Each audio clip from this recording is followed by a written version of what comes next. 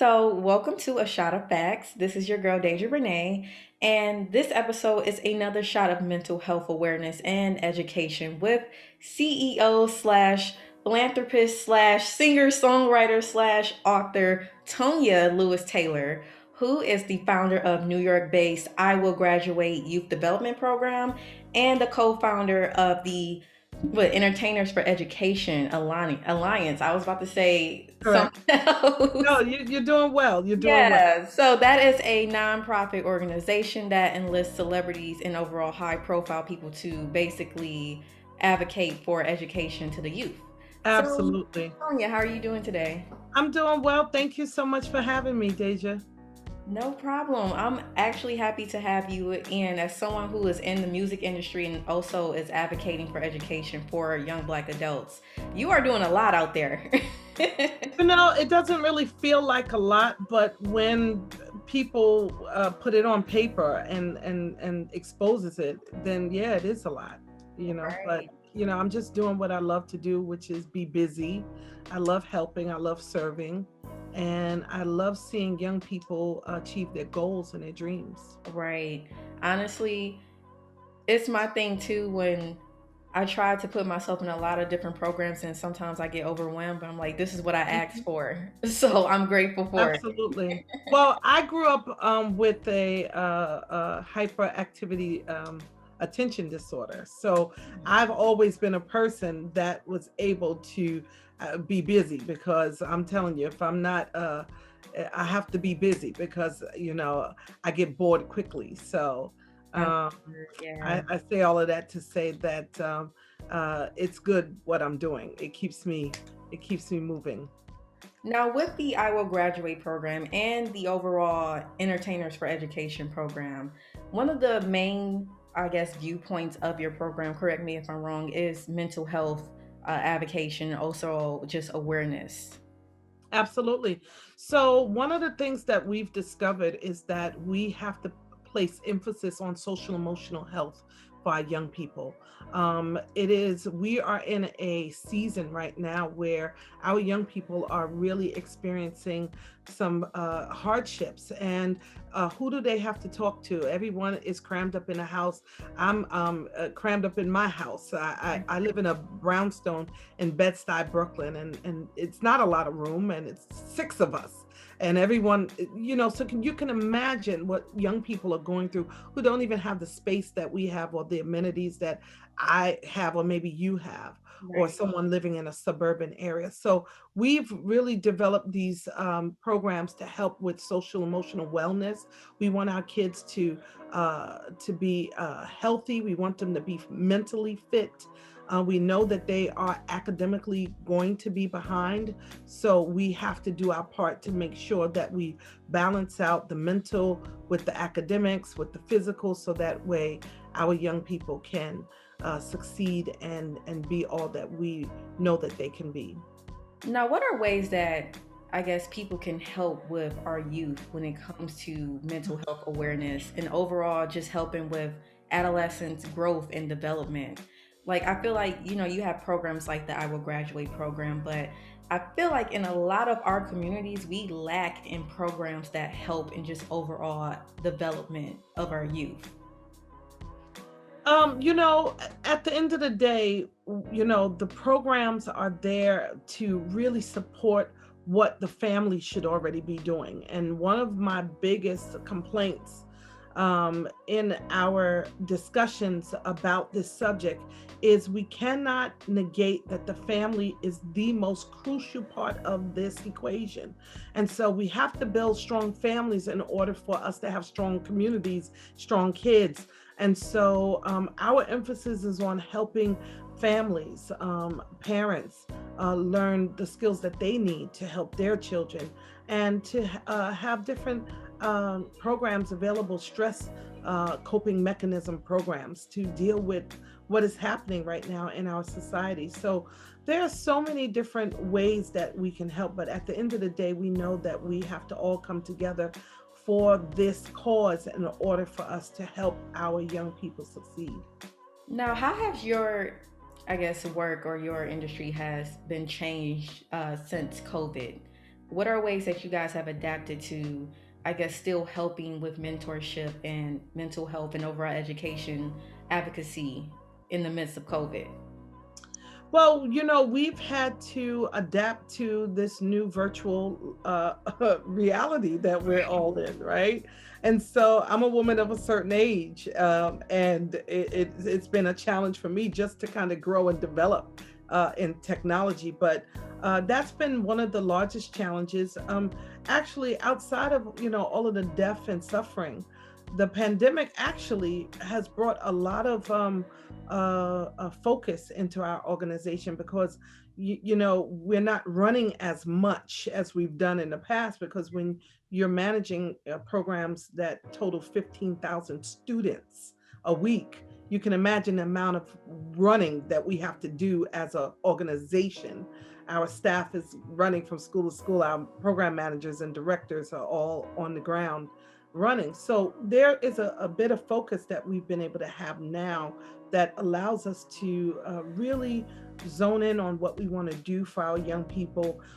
It's not as palatable as doing in-person instruction, but I think the technology has been the largest challenge for us, but we've worked through it, and that's why we've developed these different type of platform programs like the PSA that we did regarding gun violence, and our In the Classroom series, where we do the table talk discussion with celebrities to talk about their roadmap to success. So these are the programs that we've implemented that is helping us now reach the young people in a virtual way.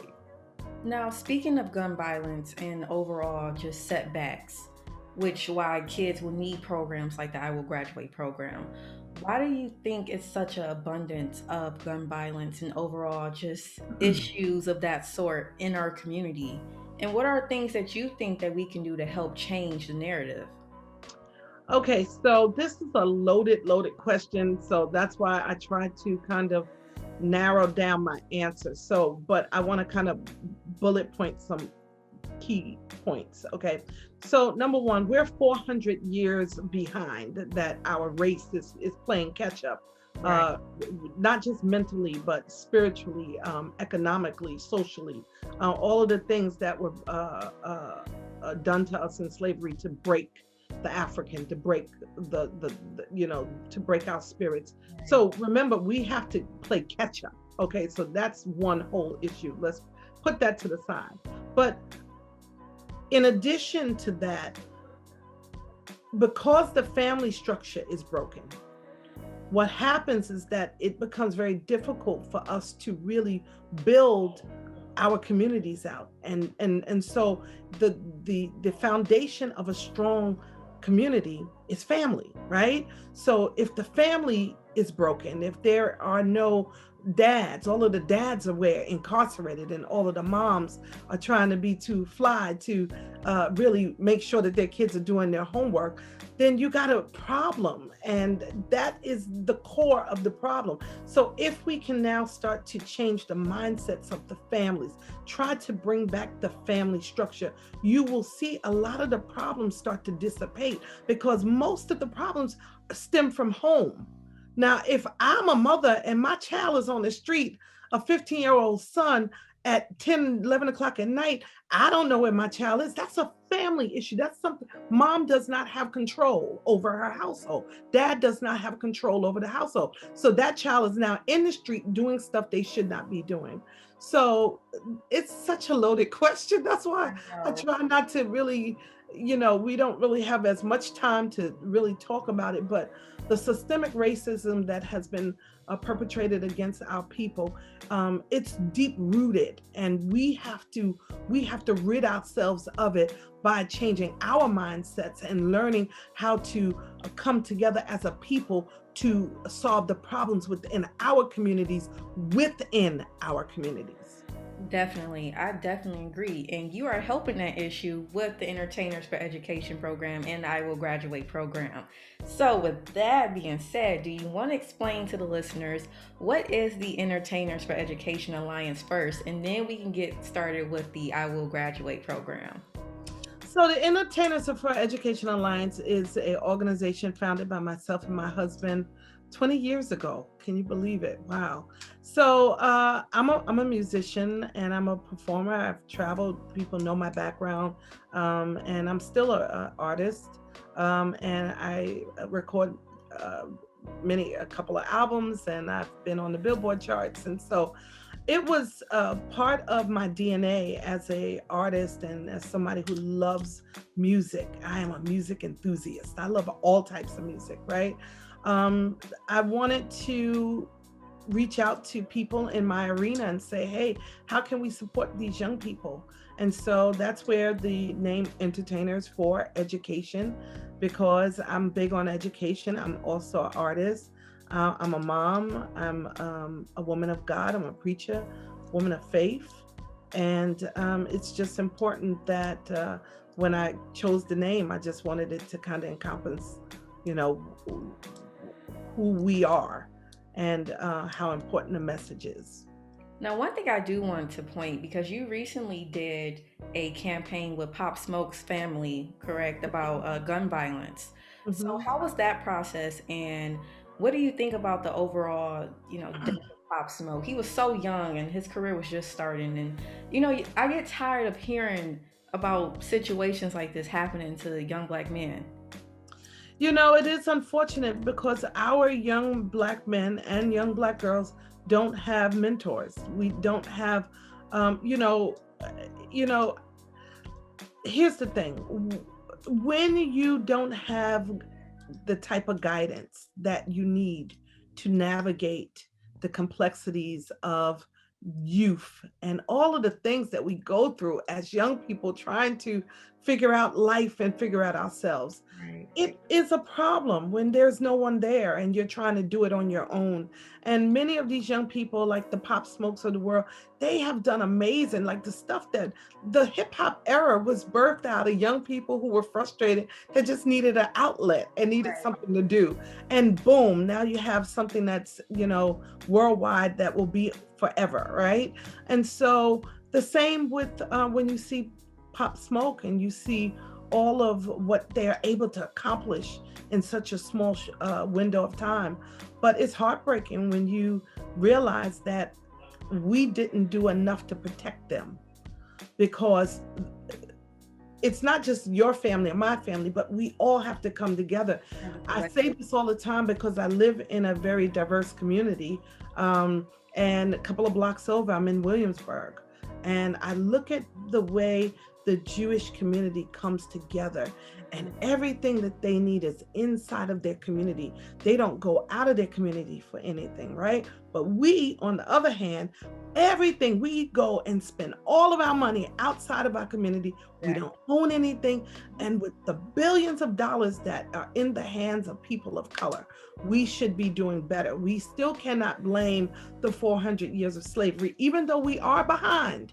We have made so many great strides. So I really think at the end of the day, for me, I try to keep it simple because I understand that this the issues that we're dealing with is so much bigger than just the surface. But when you look at someone like Pop Smoke, whose life has been tragically ended, you know that we have not done enough as a community to protect our young boys and girls. I definitely agree. And I know you're pressed for time. I could go deep off into that Yeah, conversation. I can't do it. That's why you got to invite me back, and I we know, can I speak it. know. I love to just share knowledge, and because we have to do it for the culture, we have to do it to move the needle forward. Because I'll tell you something: my parents, are from that era where they were just a generation or two away from slavery, so they have a different mentality. We didn't grow up like that. I grew up in the hip hop era, and we wanted to see change. So we not saying yes or massa. That's not us. Right. But how we have to uh, pull down the strongholds that have been perpetrated against us. How we have to do that is economically, and we have to come together as a force to make sure that we are taking care of each other. And we do that each one of us have to do it individually, but when we come together, we're going to be so much more powerful. And so that's really, what it's all about. We can talk forever. Definitely. What you just said, like, that's a soundbite within itself, which I'm probably going to use as a soundbite.